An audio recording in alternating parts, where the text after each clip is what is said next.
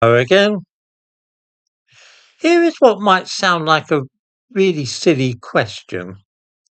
When I'm looking after my grandchildren for the day, whose responsibility is it to ensure that they do not encounter any unsuitable books, films, or photographs?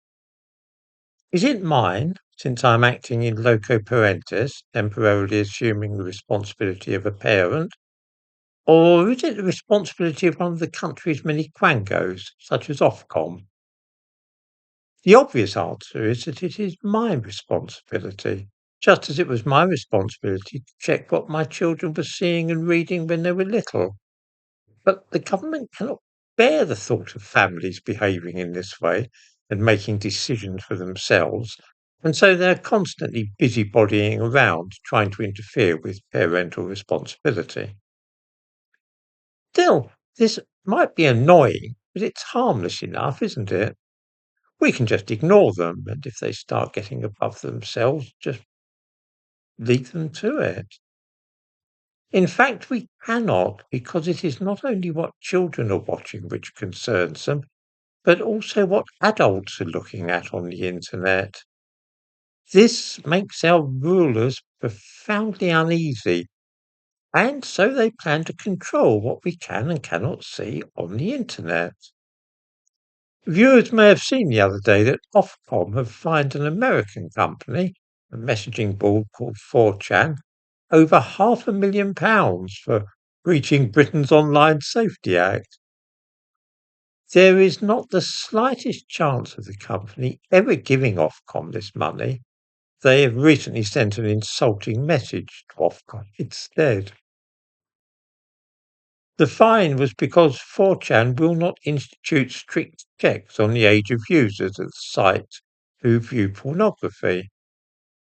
Since it's an American company acting according to American law, there's absolutely no chance that they're taking any notice of what Ofcom say they are doing in breach of British law, obviously. The difficulty is, of course, that many adults who wish to view pornography online don't wish to identify themselves by providing copies of photographic identification documents, such as passports or driving licenses.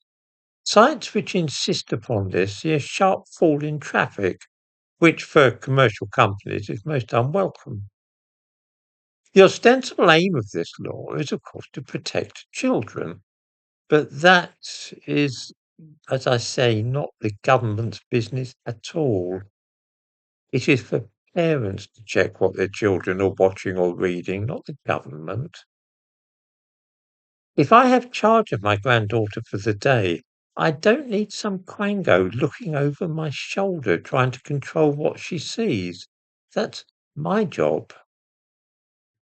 There is a more sinister angle to it, though, and the issuing of these absurd fines, which everybody knows will never be paid, is part of a particular gambit which we are now seeing.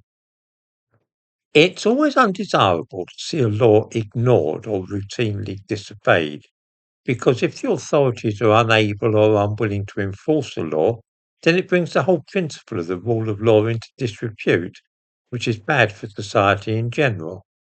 If people start ignoring one law and there's no consequence, then they might start ignoring more important laws like those against theft or murder. A law which cannot be enforced is a bad law. The next move by the government, after Ofsted have issued a few more meaningless fines and been ridiculed by people in America and other countries, will be to block access in Britain through companies and sites on the internet which will not obey the Online Safety Act. Once this happens, and there are plans afoot for that very thing, then we are in exceedingly murky territory. The whole point of the internet is that it is free and open and we can all use it. Countries like Iran and North Korea control what people can see on the internet, and a pretty dreadful business it is too. If Ofcom complains to the government that people are laughing at the Online Safety Act and that the fines they are issuing are being ignored, then the next step will be for the government to find a way of enforcing the law here. without bothering to ask American companies to abide by our laws. They will simply block certain sites like that so that we in this country cannot access them at all. This kind of thing gets to be a very bad habit because if you can block a site because it's dangerous to children, then surely there's a case to be made for blocking a site which encourages terrorism.